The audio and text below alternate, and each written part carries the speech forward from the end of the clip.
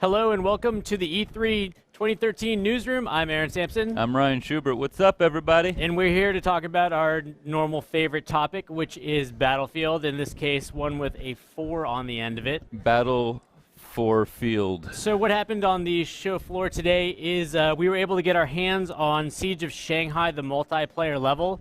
Now, I want to talk about, I think we've had some general commentary about Siege of Shanghai, but let's get real specific. Yeah. For those, Get a little bit more granular than we've gotten from other reports. For the Battlefield fans out there. Okay, so let's talk about classes to start off with. DICE they've redone their classes a little bit, not just the character models themselves, which are different. You can see the two different factions, Chinese and American, in the two different trailers that they've released. But all classes they have sort of different gear now. So like Recon has C4. So about time. Support loses the C4. Part of the reason for that is probably on the map like Siege of Shanghai, there's a giant Chinese building in the middle, TV building in the middle of the map.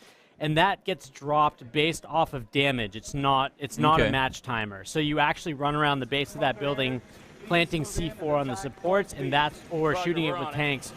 That's what causes that building to fall. So a support guy from Battlefield 3 with a bag full of ammo and unlimited C4 would spend a few minutes taking that down, and they've eliminated that. Exactly. So I mean, if you have a good squad, you can still have your support guy running around dropping all that. And you can still have your recon guy reloading, but the idea is that it's difficult to bring down that building because it's a huge building. But yeah, so Recon, I think this is a throwback to Bad Company too. Yeah. Recon having C4. Actually, wasn't I can't quite remember. I think Bad Company had an all-class C4. So the support guy now has the XM25, which is that future weapon that the Army has that you basically designate a range, and then the round auto detonates. Right. So we saw that actually in Battlefield Play for free, interesting enough, a while back. Right, with the programmable, the airburst. Yeah, with the airburst. So now that goes to support. So those are two different class differences already. Now, okay, that's interesting. They've changed the Is grenades. that sort of in lieu of the mortar, though? Like taking out the mortar? I think everybody thought the mortar was useless after a while. Yeah, it wasn't very useful. It was novel for And I'm sure you want to talk about it, but also Commander Mode is back with the artillery strike. Exactly. So Commander Mode, they have a number of things that they can call in. However, that person cannot also be playing as a first-person shooter at the same time. Right. So I did ask that question. That person is dedicated in Commander Mode. They can give waypoints to their team. If you do what they tell you, you get bonuses. Can they leave Commander Mode, or are they just stuck in it? They're stuck in Commander Mode from what we saw. That person can also call in the C-130 drop ship, the C-130 gunship. They can call in UAV sweeps, Tomahawk cruise missiles.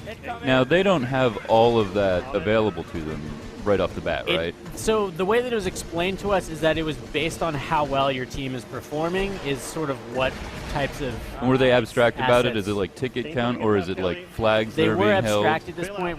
We don't have all the details on Commander Mode yet, but we do know that that person is dedicated to Commander Mode. They can't jump in and there's out. support for tablets, right?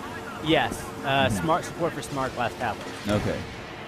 Okay, so finishing up with our classes, there are now 3 types of grenades you can have. Everybody doesn't just have that one frag grenade. Okay. You can have a frag grenade, you can have a flashbang grenade, or you can have an incendiary grenade.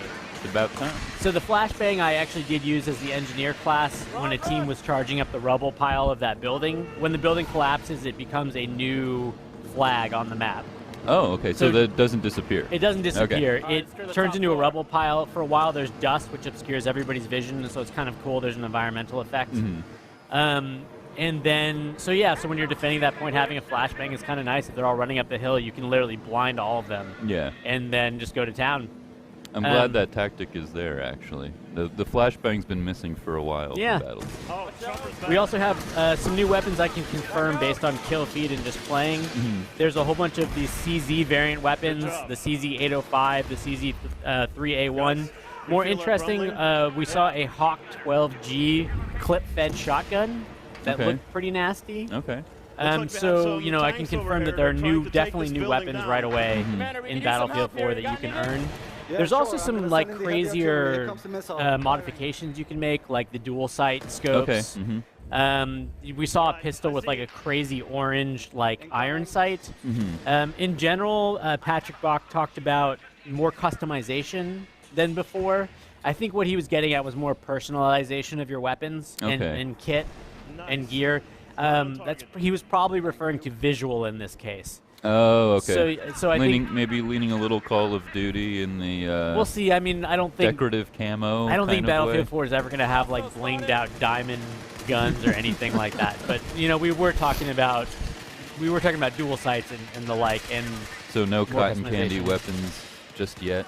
Now here's where it gets a little weird. Player count. So the demo that we saw at E3 at the press conference, the EA press conference, they were playing what appeared to be PCs. What they told me is those were actually dev kit Xbox One like emulation software. Okay. So they were de facto playing on an Xbox. But they did confirm to us that next-gen consoles will get 64 players, which means they're not designing their maps for like 2 different communities. Right. But here's the weird thing. When I asked Patrick Bach about next-gen consoles, he didn't seem to know.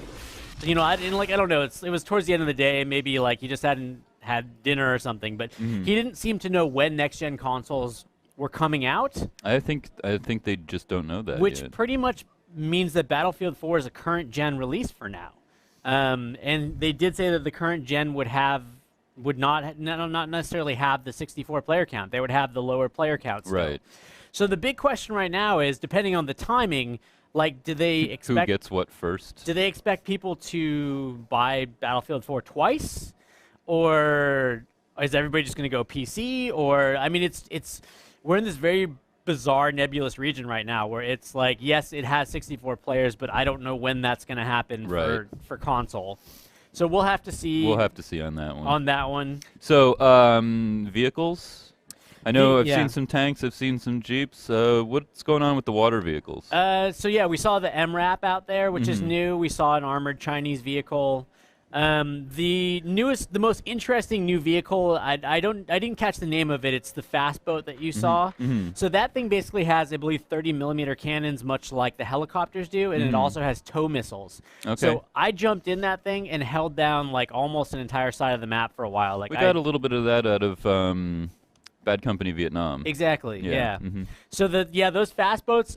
So because the Siege of Shanghai map is a horseshoe shape with water dominating the middle, those boats can be a very powerful force on the map. It'll be vital, sort of like in 1943. Yeah, you can almost control the center of the map with them. Now, here's the cool thing. If you're losing on those fast boats and you need to bail, you don't just end up doing that long swim you used to do on, like, Oman or something like that. Suicide. Yeah, that's what everybody else did. You actually have 2 jet skis on board. Now, people can take those jet skis out ahead of time and screw you over. But if you get to the fast boat and nobody takes the jet skis, when it's time to bail, you bail onto a jet ski. That's pretty cool. And so then there's 2 of them, and that means you can get places on the map real fast. So, like, you know, we had the eject function on the airplanes, but it could be cool in Rush to get you on top of objectives sometimes. Yeah. But we're talking about nobody likes it when you do that either. Yeah, probably ban. We're talking about a multi-function vehicle. Okay. So to wrap up, to sum up your experience. To sum up the whole experience, Battlefield 4, I liked it a lot. We've had a lot of criticism sometimes about the late releases of Premium. I feel like they listen to the community. We now have high rises. We have multi-level maps with undergrounds, 2-story buildings, and high-rise buildings with elevators. We've got epic parachute jumps. We've got fast boats. Everything just feels better. So I am really looking forward to getting my hands on the beta whenever that comes out. They did not confirm that this would be the beta map, so we don't know what they will release for the beta map. So we'll see what we'll be playing when the beta comes. So we'll see. Right. Well, folks, that's a little bit about Battlefield 4. You're watching all of our fantastic newsroom E3 coverage. Stay tuned to GameSpot for so much more. We've got 2 days left. I'm Ryan Schubert. This is Aaron Sampson, and we'll see you out on the battlefield.